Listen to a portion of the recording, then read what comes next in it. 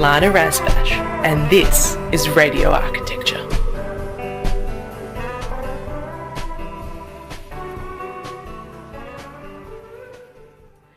Good evening from beautiful Bunurong country. Welcome back to another broadcast of Radio Architecture with Ilana Razbash.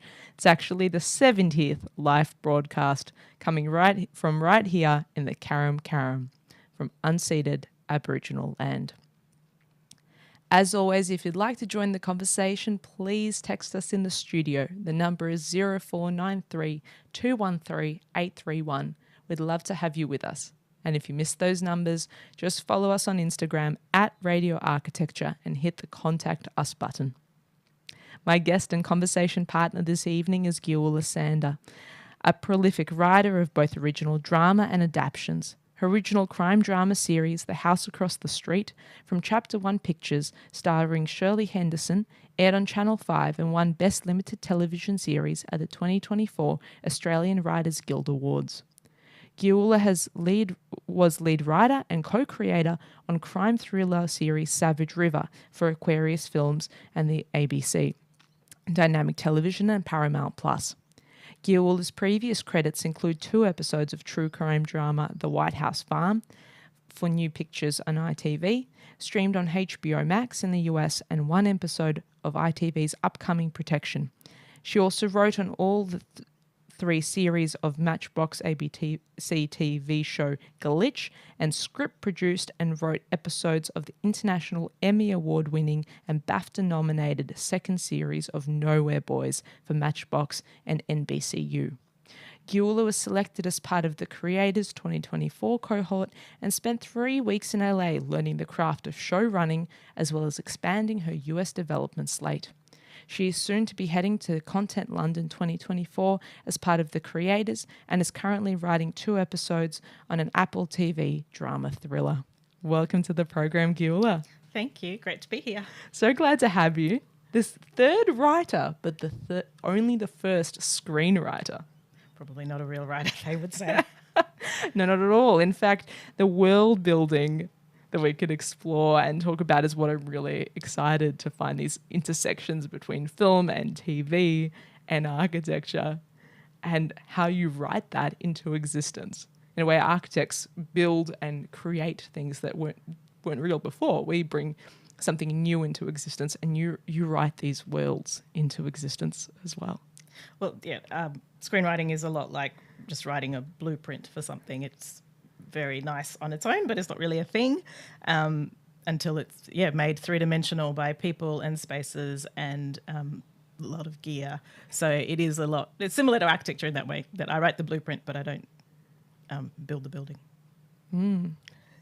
That's true. You say what you want at the end, but you don't tell them exactly how to do it. No, absolutely, and I leave a lot. I like to leave room for interpretation, and that's probably not good in architecture. There's one question I like to ask all my guests, and that's, what's your earliest memory of a building or place? Oh, I have a terrible memory of my childhood. I was born in the Soviet Union, so Lithuania, which is part of the Soviet Union at the time. And so, as you can imagine, those buildings were pretty utilitarian, and I can't say that any of them made much of an impression. I went back to the sort of very grey cement apartment building that I grew up in the early 2000s, and it was small and drab. And then came to Australia, and that was about, full supermarkets and sunshine, and I'm still kind of obsessed with supermarkets. And I think probably going back to Moscow in 2005, so I wasn't that young, but just seeing the Seven Sisters, those massive, massive buildings in Moscow, and I went, oh, that's how the state makes you feel small. The Stalinist towers around the ring road of Moscow. Yeah, and they're huge and so kind of overwhelming, and you do feel like you're a little cog who can't possibly go against this big imposing state. And I think that's the first time I remember thinking, oh, that's what architecture can do? That's what a building can do? because I don't go into a lot of churches, so I guess that churches do that kind of thing as well. They definitely do that as well. That message of power over. Yeah. That supermarket moment. You say you're obsessed with it. Does it come out in your work? Well, it just comes out in my life. Every time we go anywhere, I was like, let's check out the supermarkets, and the fancier the better. So I love Erewhon in LA and Waitrose in London. I'm just like, that's my first port of call every time I go somewhere as a soup. There's an amazing one in Lithuania now, which wasn't there when I was there, but it's got an ice skating rink, and you can buy, like, it's got a fish tank, so you can buy live fish and they'll just chop the head off for you. That was pretty impressive, I thought. It's such a cultural experience while traveling to go to the supermarket. Yeah, totally. I don't think I've written any supermarket scenes. They're hard to shoot in because you can never get permission, so you just avoid. Is that why there's so many like petrol station scenes? Is that easier to film than a supermarket? Yeah, I think just supermarkets have people, stocking shelves at night. They don't want people coming in and out, so it's you just learn to avoid things that you're never going to get. Like, I never write scenes on a tram. That happens in architecture sometimes, but we do try to push it a little bit. Tell me, why film? I wanted to write prose for a long time, and then watched a lot of TV because I was an only child, and then somehow I had this brainwave that people wrote that, and the cousin of someone I went to school with was at film school when I was in year 11 or 12, and I suddenly realised this was a career path, and I was like, oh my God, this is great. And then started getting into art house films and going to Cinema Nova all the time, and he helped me with my application, and it just sort of happened. You studied at the VCA. Yeah. Right? What was that like? So I did 3 years the directing BA. I think the format's changed now, but I was 17 when I started, which was too young. But I don't know if I would have gone to it if I'd gone and done something else. But it was tricky for someone 17 to have like a crew of 30-year-olds and tell them what to do and feel like you're in control and should be respected and listened to. So it was I think I would have made much better films if I'd gone later, but I don't know if I would have gone if I hadn't gone straight from school, because then I would have done the parental expectation of law school, and I feel like it's hard to change course.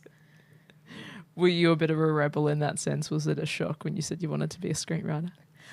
My parents weren't thrilled, but to their credit, they didn't try and stop me in any way. And I got in, so at that time it was, I think we had like 12 people in our year, so it felt like a sign that I should be doing it. A very intimate cohort. Yeah. What was your best memory of that time?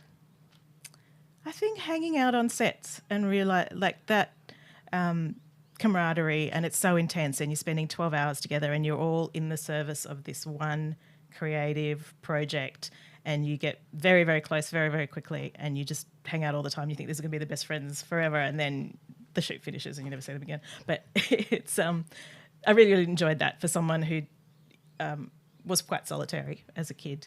To suddenly have these sort of quite close cohorts was really great. Would you say you're naturally an extrovert? No.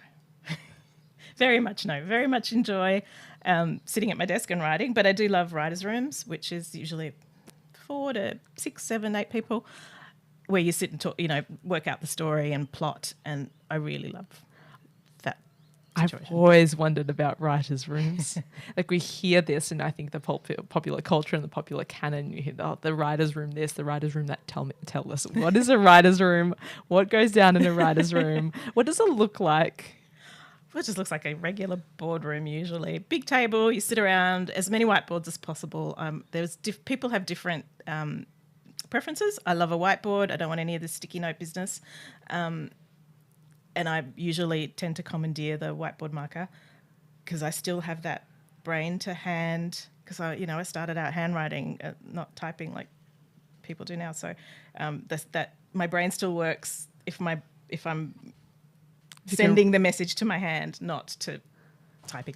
Anyway, we sit around a table. Snacks are very, very important, as is lunch. And so there's brainstorming, which is at the earlier stages of a project. And then there's plotting, which is when you're really going, what scene, this scene next, that scene next, here's the twist. And usually you try and do a combination of both. You would do, depending on where you are in the project. So if it's an early stages idea, you would do a big chunk of brainstorming, then you do a few days of plotting. If the show's up and running, you would be doing just plotting days. And the sort of alchemy of the room is very important. Who you get, and it's very hard to know beforehand how you're all going to work and what your style is. And we tend to have much smaller and shorter rooms now than we used to, and certainly not like the American 16 weeks or whatever. It's like a couple of weeks at the most. So it's very important to get the right voices, and we don't have a hierarchy like they do in the States. So generally everyone's pretty equal, even if they're junior or the person running the room. So I've been running rooms for the last 5-6 years of maybe a bit more of my career. So you're kind of responsible for the feeling that it's a safe space, that anyone can say anything they want, and there's no bad ideas. I mean, there are bad ideas, but bad ideas lead to good ideas. So people have to feel free to say those things, and no one's going to, mock them or anything. And there's often lots of personal stories told, lots of people being very vulnerable. So you have to make sure that's a sacred space too. Mm-hmm. And it's sort of building that camaraderie, because you do get very close, because you find out a lot about people when you're talking about characters and they bring their own personal experience to it. Are you involved in hiring the team, or is this something that the studio does? Yeah, I am now. It's such a small industry, and you know everyone, so I just kind of go, these are the people that are on my wavelength, and these are the people I want to work with. How do you get enough of those voices and enough diversity in the room and in the conversation when it is such a small industry? That's really hard. That's something that we're all actively trying to work on. It is really tricky, and the people that sort of are my vintage tend to be a little bit more homogenous than maybe the newer people starting out. So it's depending on the size of the room, to get like a couple of experienced people and then some newer people is always really good. It's just the speed of what you have to get done and how much money you have, and those things have to kind of be balanced. So there's still a reliance on a lot of consultants perhaps, or external cultural consultants for writing particular content? I think there's a bit less of that now, because we've got the message loud and clear that people don't want to sprinkle their culture over a project that they're not then a participant in, which I totally get. So now it's more about giving people who want to write a seat at the table that have the background of the project. So important. You've written across Australia, US, UK, and you mentioned our writers' rooms here aren't the same as in America. What other differences have you felt between studios? Well, the UK don't tend to do a lot of writers' rooms. They're moving more into it now, but it was always one writer writes the whole thing, and you've got, like Sally Wainwright or Jack Thorne. These are sort of amazing writers, and they just write 4 episodes or 6 episodes. They didn't have as much of that tradition of longer running shows and shows that are writing as they're shooting as they do in the States. And when I started here, I started on like All Saints, which was more than 20 episodes a year, and it's just a machine. They're starting to do a bit more writers' rooms now, but there's still a weird kind of reluctance, and then they kind of try and do a bit of a room, but not really enough of a room. And they don't tend to do it early, which is what I love about Australia, but that we do it at very early stages, whereas in the UK they'd want the show to be greenlit before they'd fund a room. And by that stage, to be greenlit, you need like a Bible, which is the outline of the series, and you need probably an episode 1 at least. By the time you've done that, you don't need a room. You need the room to work all that stuff up.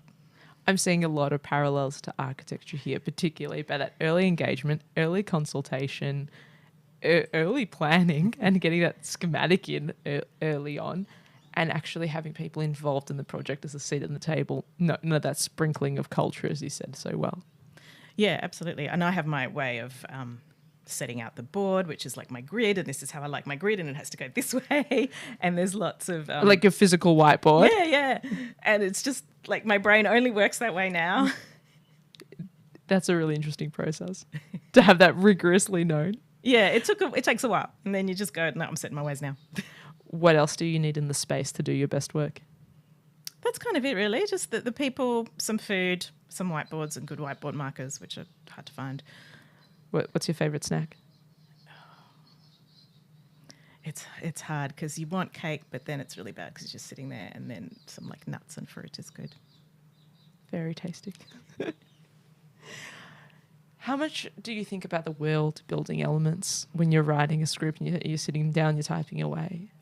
One thing I found relatively recently that I really enjoy is finding where each character might live. So I just go on like Domain, or if it's in another country, I go on whatever the real estate website is, and just look through the listings and see what I think, financially where it would sit, and location, and is it a house, an apartment? Is it new? Is it old? That I find that really helps, and I've started actually sending those links to the producers as well, so that they see what I have in mind. And invariably you're not going to get that, but it just gives you a sense of the person in a sort of more rounded way. That's a really interesting point, and there's a level of authenticity that would come with that process, right? I used to find it so jarring where a film might represent an average American middle class family, but they're living in a mansion, immaculately designed, perfectly styled, far from middle class. There's a swimming pool out the back, nothing average about them. I've noticed actually in the UK they're quite full on about how where someone lives indicates their class, which is not something we think about as much in Australia, I find. But they're like, no, they wouldn't live. The minute somebody sees a character's house, they will know what class they are. And I was like, oh wow, that's like full on. And but they're very, it's very rigid, it seems. Is that thought about in Australia as well? Not as much, I don't think. It's just our temperament, I guess. But I mean, there's obviously rich and poor. But I like to think about, is someone living in Kew, or is someone living in Rosebud, or all that stuff makes a difference. The issue nowadays, I think, because things are so global, you kind of sometimes have to set things nowhere, which is tricky because it might be shot here, it might move to the States because it goes to an American streamer, or it might be in the UK. So you can't, if you get too specific, it feels like it's limiting. And then that's really tricky because places all have a personality and it all affects the story. And does setting it nowhere hold you back, or you're searching for other ties? I guess you just don't get that specificity and that authenticity that I actually think is more saleable than sort of nothingness. That's the most perfect summary for why connection to place is important. I feel like I often rabbit on about the importance of architecture connecting to place, but you've just summed that up fantastically. What about location matching in film and TV, and where you're shooting bits and pieces in different countries and different cities? I know that happens in Australia a lot. Yeah, it happens. So I've got a project at the moment that's shooting a small town in the UK, but that's the setting, but they're shooting it in Hungary. So that meant I couldn't have any street scenes. They can do small houses, because it's a sort of country houses, so they can do that. And the interiors are all fine, but all my street scenes have had to move to this sort of amalgamated undercover market location, which I actually think looks quite good. But it does mean that you have to make certain changes. But I remember my second year film at VCA, I shot in a house for interior. And then for the exterior, I decided, no, it's an apartment. And it didn't match at all, but I hadn't quite understood why. So it took me a little while to figure out, there's certain ways our brains work that they realise that's not the outside of that inside. Is CGI something that's not an economical process, or it's deliberately opted out of in a time where tech allows us to create any world you want, right? Yeah, but that's sort of time and money. So okay. My husband's in post, actually. So in post-production? Yeah. He'll have a lot to say on it. You tend to try and do as little as possible because it's at our budget level. And I don't tend to write sort of spaceships and stuff, though would love to if someone paid me. So it's, it tends to be people in a house. So there's not a huge amount you wouldn't want to do CGI for that. I see. A lot of drama, a lot of thriller. But some of your shows that you've worked on are extremely Australian. McLeod's Daughters. Yeah. I don't like horses. Did an episode of Pony Club. Oh. Yeah, Saddle Club. Saddle Club. Yeah. The horses are terrifying, but yes, McLeod's was great fun. That was my first like proper script that I wrote, and I worked on that show for 5 years. And Glitch, also incredibly Australian. Yeah, that was an amazing experience. It was Lou Fox and Tony Ayres' show, and I sort of came in and wrote one episode per season, but then did the room with them, and that was really terrific to look at there's a lot of history, Australian history within it as well. I recognised one of the locations, I think the stone buttress walls from the Castlemaine Diggings National Park. Am I correct? Possibly. I didn't actually get out on set for that one. Writers, particularly if I just write an episode, I wouldn't be invited to set, but even my own shows, you don't get on set that much. Oh, really? Depending on your role, because there's sort of the traditional Australian thing of you write the script and you hand them over to the producer and then you sort of wave bye-bye. And now we're trying to move more into the showrunner model, which is the American model, where you are on set and you're also a producer. And there's a little bit of territorial stoushing about how that works, because there's sort of the producer's role, the director's role, and then where the writer fits in on set. So I haven't really been on set terribly much for my shows. I'll come back to my earlier question about sort of shifting between this cultural industries, right, of in the US, UK, Australia. How is that like for you? I really like it. I think the UK, weirdly, when I started thinking sort of bigger than Australia, I thought, it must be America because I watch so much American TV and I love high concept and I want to do sci-fi. And then I went over to the States and did the rounds and I went, I don't get this place at all. And you have to be so much more of a like razzle-dazzle salesperson and walk in and go, I'm going to make the best show ever and it's going to make your career and give me millions of dollars. And then went to the UK and it was just everyone had the same sense of humour and you could be self-deprecating and you could connect with people that in a way that didn't feel quite so transactional. So I sort of really quickly went, I pivoted to the UK. And now I'm sort of slightly everything's so global now anyway, so things I develop for the UK can sometimes end up in the US and vice versa. So it's good. And I've been back to LA a few times and you get more used to it and you get into the sort of zone of it. Do you have a favourite that you've ever worked on, if you can tell us? I think it's in development. The high concept show that I've got in development at the moment, that's in very early days, but I really, really, really love it. It's quite bonkers. But what does high concept mean? So something like The Leftovers is high concept. So like a slightly heightened, like a big idea, not character drama, not something naturalistic, I guess. A big idea. Like The Watchmen. I'm trying to think what shows people might know. There's so much TV out there. Something with like a big hook to it. Awesome. We often chase the big idea in architecture. That question is like, what is your why? And what is that big idea? And when they take all your money away, what do you have to stick to? Yeah, those are all questions you get asked, actually. The why you, why now is a big one when you're pitching things. And, what are the things that you really must have to hold on to as the core of the idea? Because you get notes from everybody and it can chip away at it until you don't even know what it is you're doing anymore. And you really have to have a core that you're passionate about, that you can protect and that you can defend against all of the kind of onslaught of notes. Again, another perfect idea that just mirrors architecture, and I love finding these threads. This is what's great about these conversations that I have on this program, is interdisciplinary conversations, but we find so many overlaps and so many mirrors in each other's world.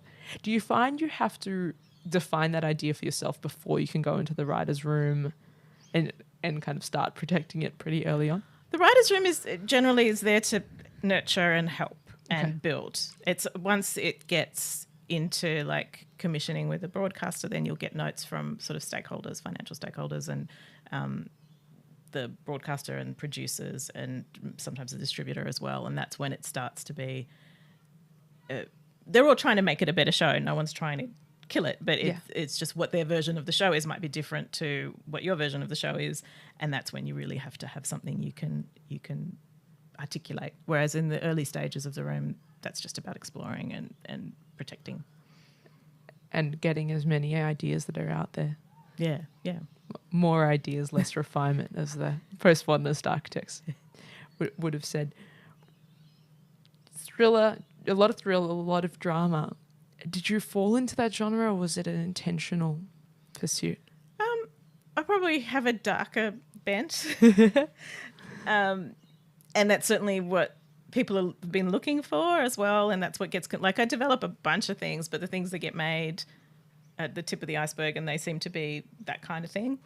I'd love to do something lighter. I'd love to do a comedy, but because I'm not known for comedy, it sort of gets a little bit, you do get pigeonholed a little bit. What do you think that says about the human condition, that they keep commissioning the darker stuff? Yeah, I don't know. They rate really, really well. People watch them, and maybe it's an escapism of sorts that other people have it worse. What do you think about true crime podcasts and true crime as a genre? It's a tricky one because I've done some true crime, and there are stories that are really fascinating, and then I have had a lot of reconsidering of it in terms of where it feels exploitative, where it feels unethical, and I don't quite know where that line is. But yeah, it's a really tricky one, and I tend to I have a lot of wariness about approaching that now, and I also don't want to get sued. I suspect it's not that good to put all of that content into your ears. Yeah. Even vicariously, people kind of embed themselves into that vicariously. Yeah, I think that there was one project that I felt I needed counselling after. Really? Because of how real these characters get and how deep you get into the writing? It was a true crime, I suppose, and just talking to the real people and hearing things they went through was pretty hard. Wow. Surprised that self-care isn't part of the kind of regular process you might have to go through as an industry altogether. Well, yeah, I think, after the next step post intimacy coordinators might be that kind of thing where you are talking about traumatic things in a writer's room, and it would be actually really great to have someone who's able to guide you through that, because I'm not trained in that, obviously. Intimacy coordinators? Oh, what's that? We're learning so many film words tonight, listeners. Oh, I thought everyone knew about intimacy coordinators. So, people used to do sex scenes willy-nilly on set, and, people got taken advantage of quite a lot, particularly women. So now there's a role on set for someone who will talk to the actors who are involved in nudity or sex scenes, what they're comfortable with, how it will all go, so that you don't have the pressure of a director who has maybe expectations, or you think you might lose your job, or a producer or someone who can pressure you into doing more than you're comfortable with. There's a mediator who is there on your side. Is there a room full of people in those moments? Yeah, usually, yeah. Wow. What surprised you the most about the film world after you set off professionally after you graduated? I think it took me a long time to understand what networking was. Like, I just thought, it's grubby and I'm not going to do it. And actually, it's just being nice to people. Yeah.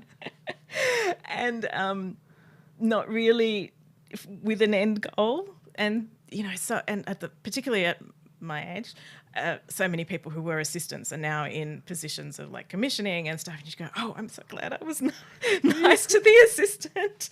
And so that, and being being an antisocial person, it took me a long time to figure out, like, it's not going to cocktail things and approaching someone who's like 10 rungs above you and going, give me a job. That's not what networking is. It's actually just having peers that you help, and maybe one day they can help you, and then being nice to assistants. Being nice to assistants. Nurturing that bubble as well. What was one of your biggest lessons so far? I think trusting my instincts. Like, when I started out, I would get notes and I would try to do the note, and I would sort of do the note to the letter even if I didn't understand it. And now I realise I have to do what I can defend and what I believe in. What's the note? The post-it note? Oh, sorry. Like when you get notes from the network or the producer Okay. would say, make this scene that, or make Yeah. that character a dog instead of a horse, or Yeah. whatever it is. So I would do that literally. Yes. And actually, often they don't mean it literally. Yeah. And so it's, there's a very common phrase with you have to find the note behind the note. So Yes. it's like they just don't like dogs or whatever it is. It's not actually, they don't want you to make that change. They want you to figure out what it is that isn't working. People are very good at telling you what they don't want, but they'll never tell you what it is they want. Oh, I'd hate when they tell me what they want, because that's never what they want, A. And B, it's usually terrible. And don't fix it for me. Tell me what you want it to do, but don't tell me how to do it. But that took a long time to figure out.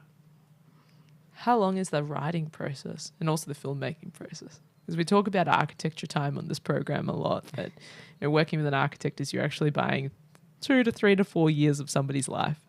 That's how long it takes to bring a building into existence. How long does it take for a film? And 2 to 3 years is amazingly quick. In the Channel 5 show that got made in 2023, I started writing when I was pregnant with my now 17-year-old. So that's at the long end of the scale. Listeners, my jaw just dropped. I'm shocked. Wow. It had a long and very convoluted road to the screen. So it started out as a feature, and then that was quite a lengthy process. And it had a director, and then the director dropped out, and then it had another director, and then he dropped out, and then it went to the UK, and then it was going to be a TV show, and then it got commissioned, and then it got uncommissioned, and so. Is that a typical experience? Yeah, but maybe like 14, 15 years is on the long side, but it's not unusual necessarily. There's just development's usually quite long. Once you get a green light, then it'll be like a year, because there's a few months shooting, then a few months post. But development is like how long is a piece of string? It can go forever. I've got a project that a company in the UK are going out with that they to pitch to broadcasters that they picked up in 2016, and I've been doing sort of intermittent drafts over however many years that is, 8 years. And are all these people involved the whole time? Like you mentioned, some directors change over, but you've been there as a stalwart. How many others are there along with you for that full journey? Usually the production company. Obviously doing other things at the same time. You have to be very good at juggling and checkerboarding your work schedule, and say yes to more things than you can do, because invariably things fall over. But yeah, it's usually me and the production company. The director really only comes on board once you're sort of going into pre. That's blown my mind. What a long journey that is. How does that impact your writing? In say 14, 15 years, a whole cultural movement can shift. Yeah. That one was like a very sort of contained character story, so it felt like that was it wasn't very zeitgeisty or anything. And you just learn to not invest your well-being into any one project at any time. That's really salient advice. Do you find you have to work iteratively then because of how long this all takes? Because you yourself as a writer, as a professional, inevitably grow and develop over that time. Yeah, absolutely. And sometimes that's good that you bring it's sort of fresh eyes to something that's been gestating for a while, and sometimes you feel like you've missed the moment and you're not passionate about that thing anymore.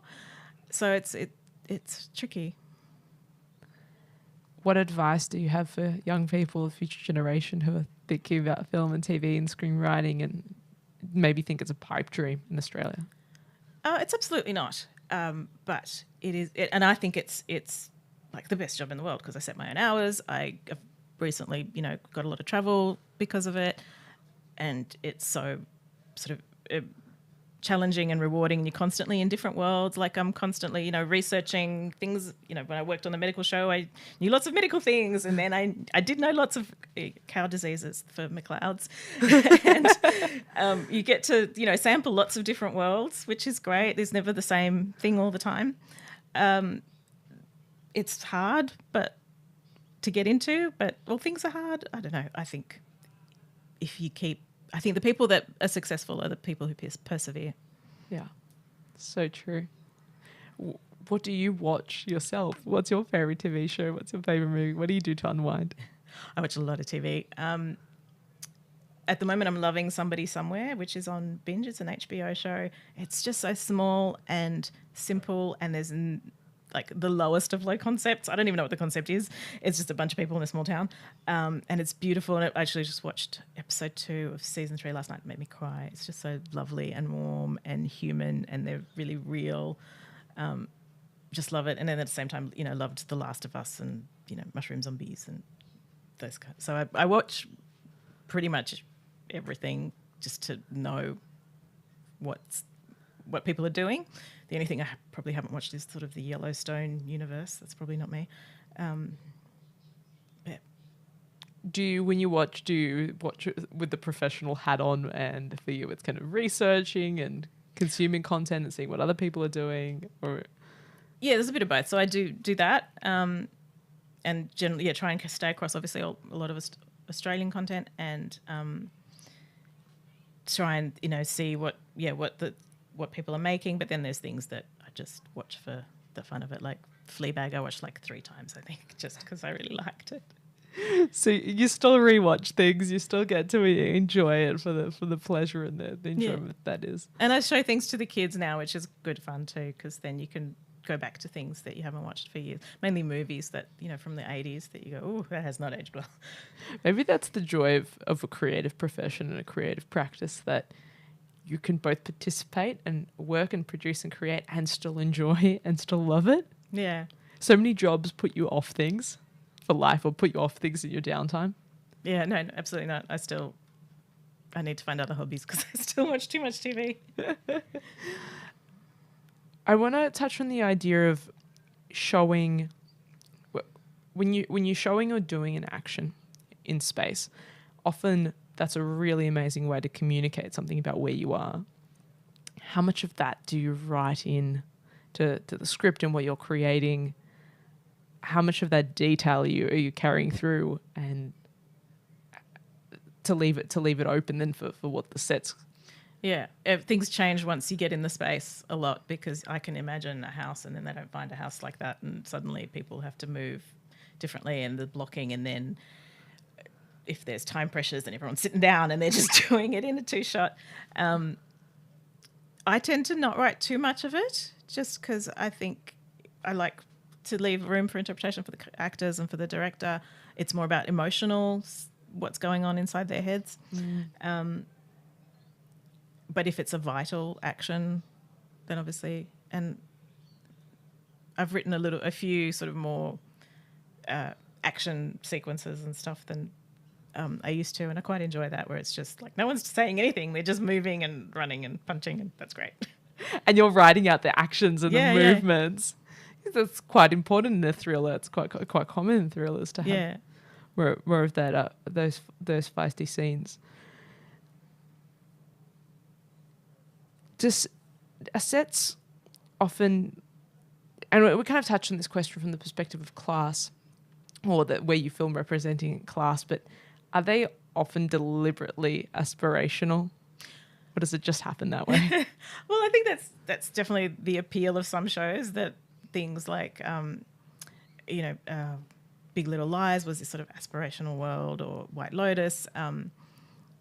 That's a thing that people want to watch. So that's a decision. That's a film decision in a way, a design decision. Yeah, like there are shows I've watched just for the real estate. There's a show with Neil Patrick Harris that was set in New York, and he was a real estate agent, so you got to see all these amazing New York apartments, and I was just watching it for that. Suits did the same, didn't it? Very much to create that whole world that people are in.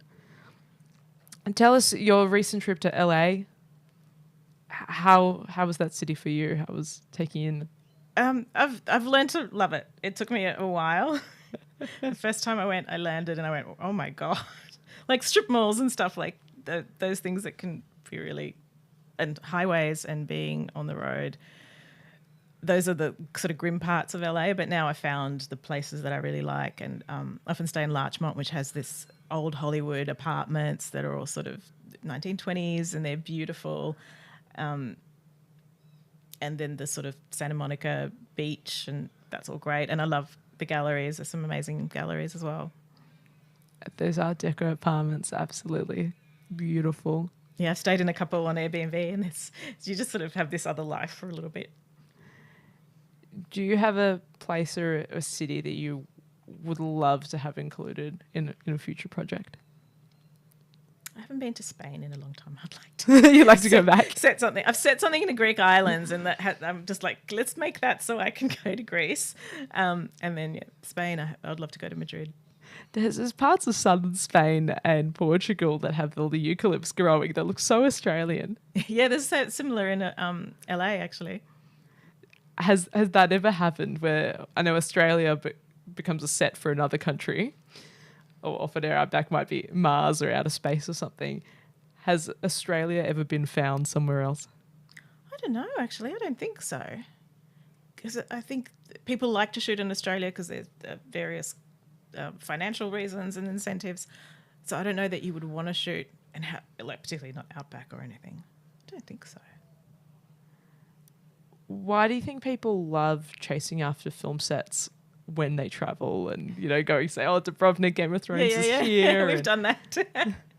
I've definitely done that too. It's been really exciting, particularly shows that I do love and enjoy, to be like, oh, that's the film set. And it's not often easy to recognise, actually, straight away, is it? Yeah, well, particularly Game of Thrones, because they would have enhanced it with some CG. I don't know why we'd love it. I guess it gets you close to the glamour of it or something. Closer to the moment, maybe deeper into that story. You've worked on so many shows and so many films, and just looking through your credits on IMDb, I see some of them say writer and some say story developer. What's the difference? Oh, I can't even think what show I would have story developer credit on. So that might just be where I've done the rooms and maybe not, and done maybe some script editing or something, but not actually written a script. There's lots of different titles floating around that vaguely don't mean anything, or mean the same thing, or means this one thing here and something else overseas as well. There's quite a rigid hierarchy in the States in terms of the ladder of titles that you get, whereas here it seems to be just what your agent negotiates. You still have an agent because you're in the film world, even though you're a writer. Yeah, totally. I have 3 agents. One for each country. Yeah. Yeah, absolutely. And I've been with my Australian agent for like 25 years or something, so wouldn't have... He was the one that sort of pushed me to spread my wings and go overseas as well. Amazing. Then what is show running? That's another level scene. Yeah, it means different things to different people, I think. Certainly it means one thing in the States, and then here we're sort of trying to figure it out.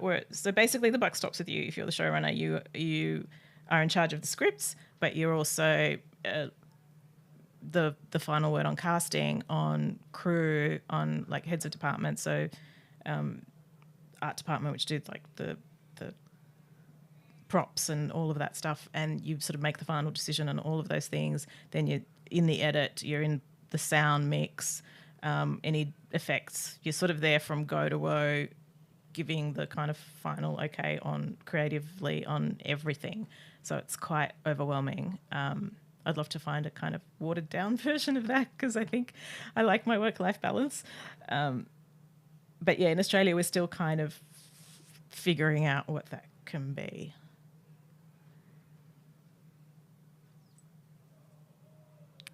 Tell me about Savage River.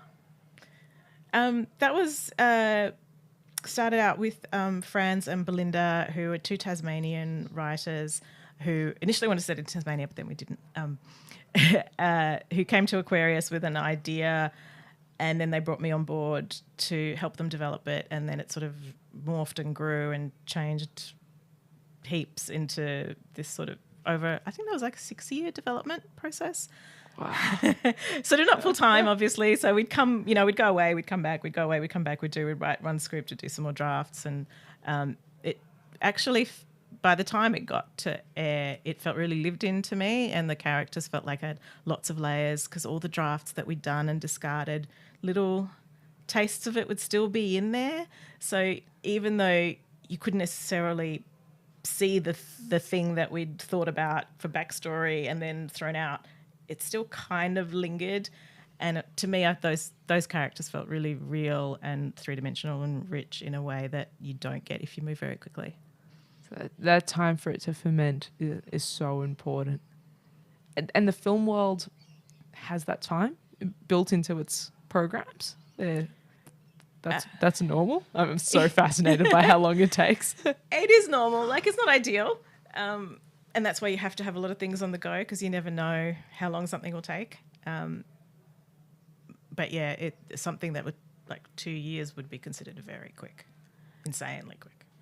What was that like for you when you were emerging? You've left uni and that pressure of assignments and films and stuff to then have years before a product is shot and is live. Well, I was very lucky because I went straight into All Saints and then McLeod's. So those were things that were already up and running and you were writing and shooting very quickly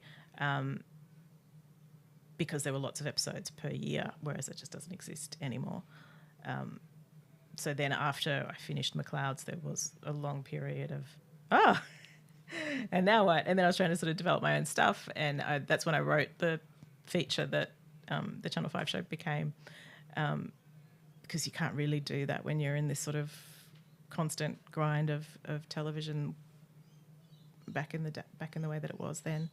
Those formats, they really evolved with the media and distribution methods, right? So series used to be like 24, 30-minute episodes in a season, right? It was quite long, and now we're at this 45-minute, 1 hour, 6, 8, 12 kind of shorter. Yeah, duration. I think it's like a weird market thing, and now we're probably going back to people wanting more episodes and returnable, and it's audience and financials, and it's sort of more market-driven than it is creatively driven. Did the shift towards digital media and then now currently subscription media affect your industry and your writing? And yeah, hugely. There was we had the big kind of peak television, golden age of television, and now that's all contracting, and there's a lot less being made than there was. But yeah, for a while there, it felt like you could get lots more get made. Now, arguably, some of the stuff that shouldn't have been made isn't getting made, and you really have to stand out. But at the same time, things have gotten very conservative again and very risk averse. So police procedurals and those kinds of things are the things that regularly get sort of sizable audience are the things people are looking for now. really? And common people always get so upset for this. A new show might get run on Netflix. They'll do a season and then they kill it and it gets cut and cancelled.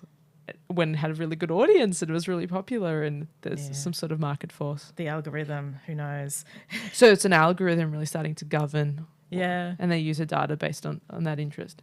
Yeah, it's like who watches it and how many people finish it. And I don't even know what all the parameters are because they keep that all quite close to their chest. And now we don't own any DVDs or VHS tapes. Yeah, things have disappeared. Like you want to show the kids something, like it doesn't exist anymore. But I was so happy to get rid of all of it because like decluttering. And now, so you were on board with that transformation. You don't keep an archive at home. No, which is bad. But we actually don't have anything to play it on either because we don't have a DVD player anymore or any of those things. Did you digitize it all of your?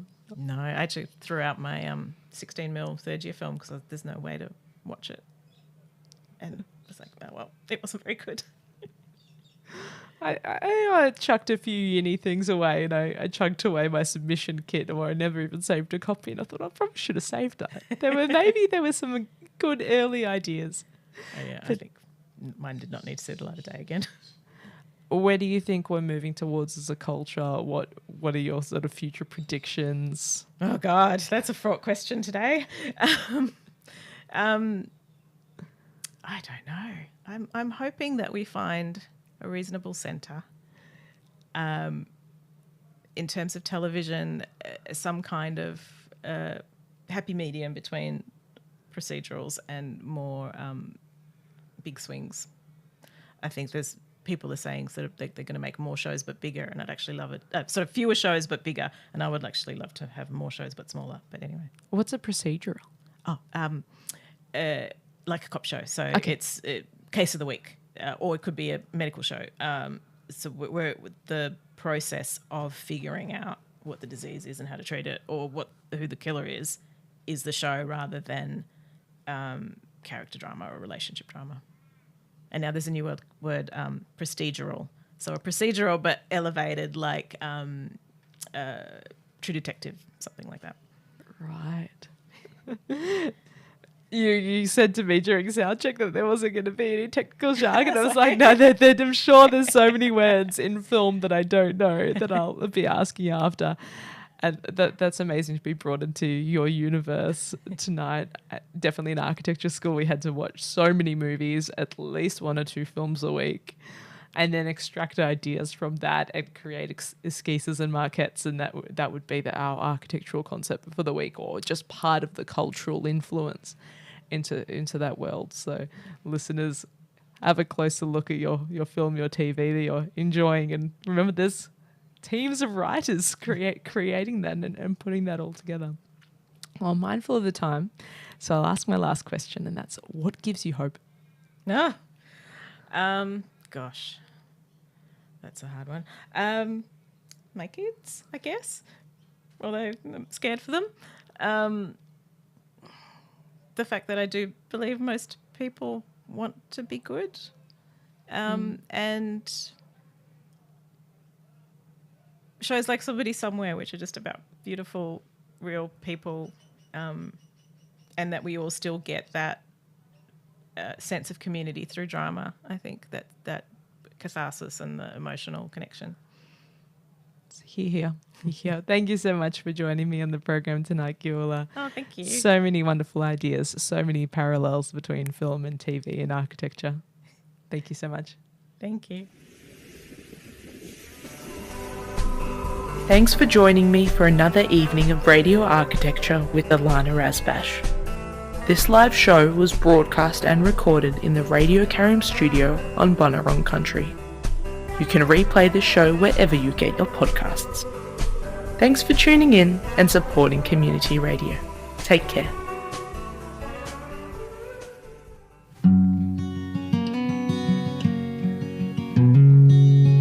Hey, this is Chris Mitzi and you're listening to Radio Karim. Thanks for tuning in.